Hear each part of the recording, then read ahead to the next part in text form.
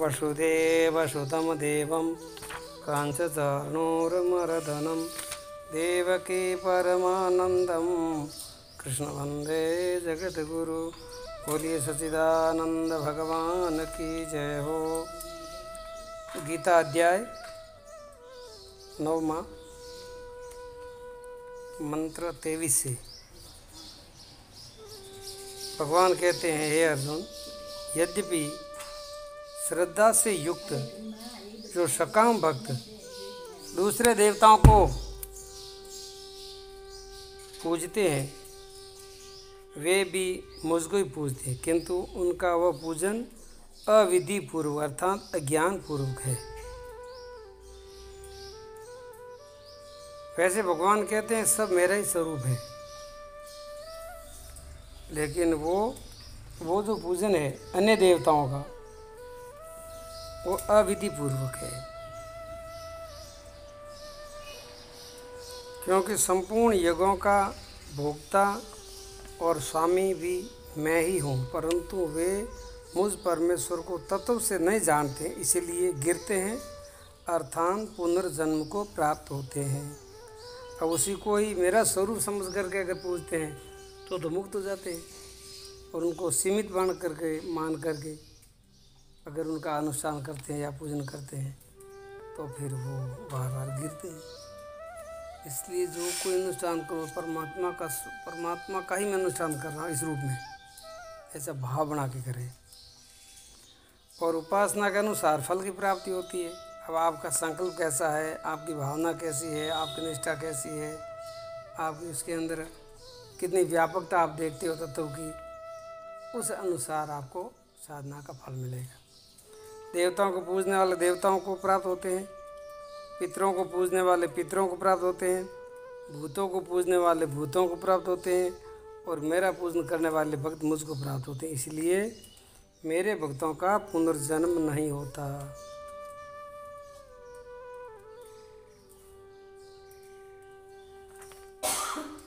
जो कोई भक्त मेरे लिए प्रेम से पत्र, पुष्प, जल, फल आदि अर्पण करता है, शुद्ध बुद्धि निष्काम प्रेमी भक्त का मैं प्रेम पूर्वक अर्पण किया हुआ वह पत्र पुष्प आदि मैं सगुण रूप से प्रकट होकर के भी प्रीति सहित मैं खाता हूँ, मतलब ग्रहण करता हूँ।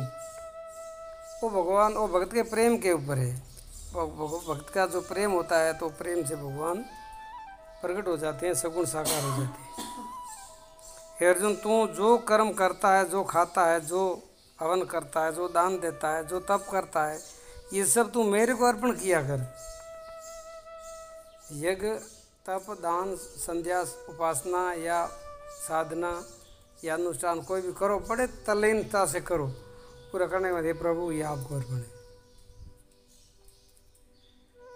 उसका परिणाम बहुत अच्छा रहता है।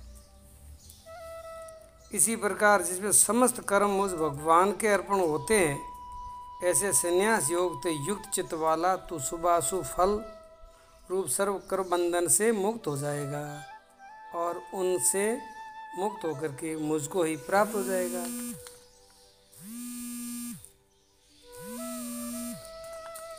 मैं सब भूतों में समभाव से व्यापक हूँ। ये भगवान खुद का कितना सुंदर परिचय दे रहे हैं। मैं समभाव से सबों के भीतर व्यापक हूँ, मैं कोई एक जगह नहीं बैठा हूँ, सब जगह मैं व्यापक हूँ।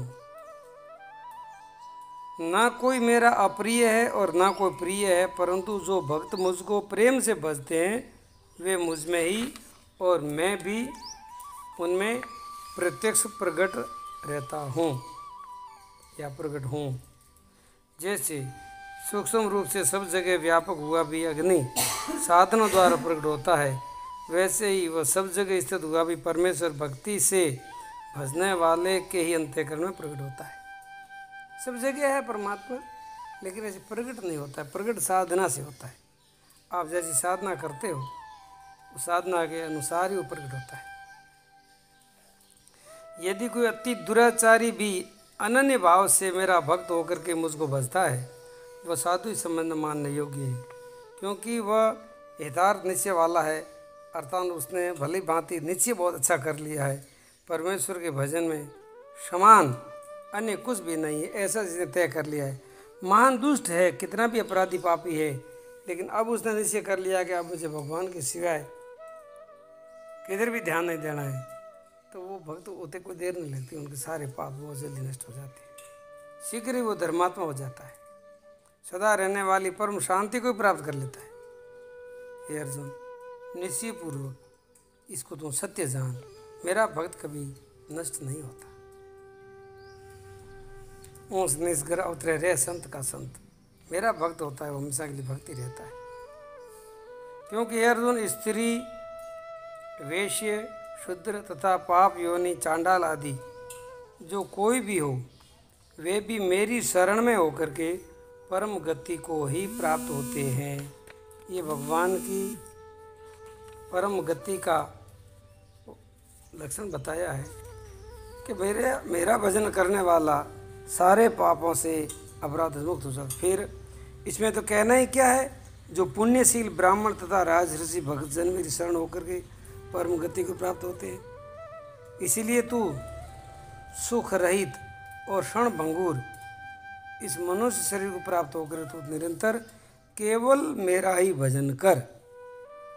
अब भगवान कहते हैं ये दो बात बताइए, संसार जो है सुख रहित है, संसार में सुख नहीं है, सुख आपकी कल्पना है, सुख है नहीं, और ये क्षण भंगुर है, क्षण क्षण में बदलने वाला है, परिवर्तन है।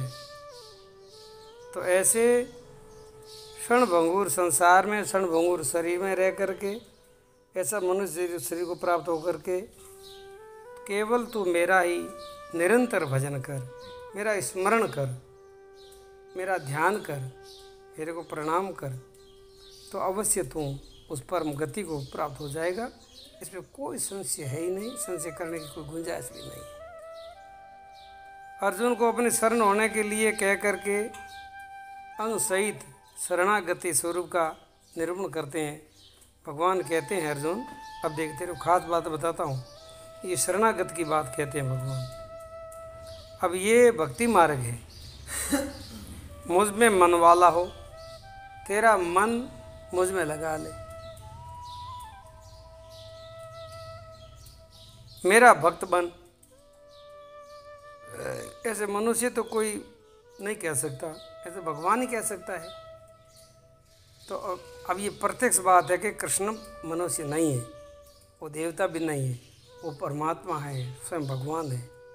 अर्जुन को कहते तू मेरे में मन वाला हो, मेरा भक्त बन, मेरा पूजन करने वाला हो, मुझको प्रणाम कर। इसी प्रकार आत्मा को मुझ में नियुक्त करके मेरे परायण होकर के तू मुझको ही प्राप्त होगा। अब जैसा अपने चित्त में, अपने मन में, अपने बुद्धि में अपने जिसको रखेंगे, संसार को रखेंगे, तो हमारी गति संसार की तरफ होगी। हमारे जीवन में पुण्य का कार्य ज़्यादा रखेंगे तो हमारे जीवन की गति पुण्य की तरफ बढ़ेगी और पुण्य बढ़ेगा। और हम हमारे जीवन में चित्त, मन, बुद्धि, अहंकार में पाप क्रिया की भावना रखेंगे तो पाप की बढ़ोतरी होगी, ये निश्चित बात है। तो भगवान कहते हैं हर समय में पाप तो तुझे करना ही नहीं है यार। जो मेरी शरण में आता है, मेरा स्मरण करता है, मेरा ही ध्यान करता है, मेरा ही जप करता है, मुझे प्रणाम करता है, मेरी साधना करता है, मेरे लिए वो जी रहा है, मेरे लिए सब कुछ कर रहा है, उसके द्वारा पाप तो फिर होगा ही नहीं, हो नहीं सकता। तो तू मेरे परायण होकर के तू मुझको ही प्राप्त होगा। अगर ऐसा तू दृढ़ निश्चय कर लेगा तो ऐसा करते करते जब तेरे शरीर का भी अंत होगा, उससे पहले भी और उसके बाद में भी तू मेरे को ही प्राप्त होगा। इसमें कोई संशय नहीं है, कोई शंका नहीं है। बस मनुष्य जीवन भगवत प्राप्ति के लिए मिला है। वो भगवत क्या है, भगवान क्या है, गीता में बार बार भगवान बता रहे हैं। जो परम सत्ता है उसको चाहे परमात्मा कह दो, पर ब्रह्म कह दो, ईश्वर कह दो, शुद्ध चेतन कह दो, साक्षी तत्व कह दो, दृष्टा कह दो, आत्मा परमात्मा की एकता का अनुभव कर लो। वो सब आ जाएगा। इसीलिए मनुष्य जीवन मिला है। इस मनुष्य जीवन को सफल करने के लिए गीता के जैसा दूसरा कोई दुनिया में शास्त्र नहीं है। कल्याणकारी शास्त्र अगर दुनिया में सबसे श्रेष्ठ है वो गीता है। और मनुष्य मात्र के लिए बिना भेदभाव, बिना पक्षपात रहित ऐसा शुद्ध ज्ञान गीता के माध्यम से परमात्मा ने दिया है। क्योंकि हम सब परमात्मा की संतान हैं। भगवान तो सबका ही भला ही चाहते हैं। अगर हमारा भला नहीं हो रहा है तो हमारी भूल है, भगवान की तरफ से कोई भूल नहीं। ऐसा गीता जैसा शास्त्र मिल गया अपने को, अब और क्या चाहिए। बस ये मार्गदर्शन सबों के हितकारी है। इनको ध्यान में रखते हुए मनुष्य मात्र को इस गीता का आदर करना चाहिए। एक एक शब्द का विचार चिंतन मनन करना चाहिए और अपने घर परिवार में समाज में सबों को गीता से परिचित कराएं।